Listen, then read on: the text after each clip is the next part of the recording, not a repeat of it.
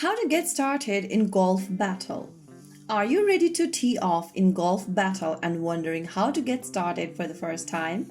Well, don't worry at all. It's easy, fun, and beginner friendly. So let's go ahead and get started. First things first, launch open your Google Play Store or your App Store. After you do that, go to the search icon at the bottom and in the search bar type in Golf Battle and search. Look for the Golf Battle game from miniclip.com and tap on the install button to begin downloading the app. Wait for the download to complete, which will take us several minutes depending upon your internet speed. Once it is done, click on the play button to start playing the game. If you're on Android, you can tap the continue button right next to Google Play Games by choosing your account. Allow access to necessary prompts, and then you will come across this page. From here, simply tap on the play button at the bottom of the screen and this will help you go through a small tutorial.